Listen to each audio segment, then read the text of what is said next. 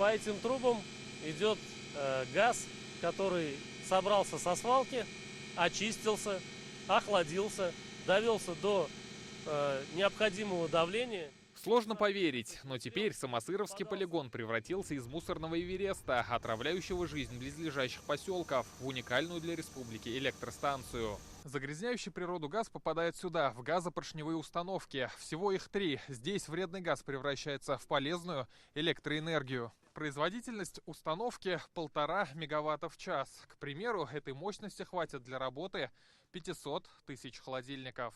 Для сбора газа на полигоне установили целую систему подземных труб. Здесь также разместили факельную установку. Она предназначена для сжигания газа на случай остановки работы газопоршневой установки.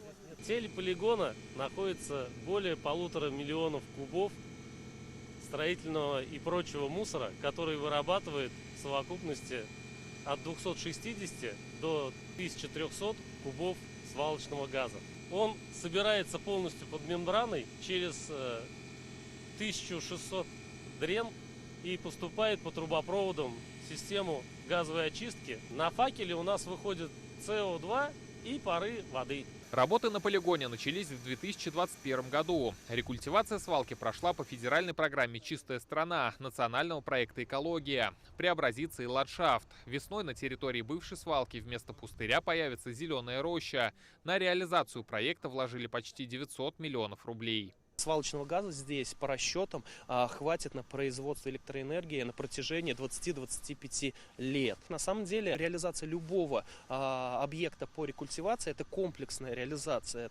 Потому что положительный эффект — это не только, так скажем, на атмосферный воздух, но и в том числе на земельные ресурсы и на водные объекты. Гниющий и тлеющий мусор был источником бесконечных экологических проблем округи. Сейчас жители соседних поселков смогли вздохнуть полной грудью. В 2010 году переехали в квартиру, которую купили по ипотеке. Муж очень переживал, потому что был очень неприятный запах. Он хотел даже переехать куда-то в другой микрорайон. Слава богу, вот в последнее время не ощущаем никакого запаха, все хорошо.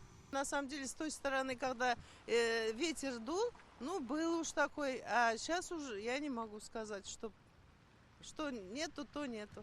Чувствовалось, вот идешь, такой вот запах какой-то жгучий, неправильный, не свежий воздух был. А сейчас намного экология чище. Можно сказать, даже вообще хорошо. Рекультивация позволит улучшить состояние окружающей среды и снизит выбросы газа в атмосферу. По подсчетам Минэкологии, реализация проекта повысит качество жизни 350 тысяч казанцев. Рамиль Галиуллин, Рамзиль Гарипов, ТНВ, Казань.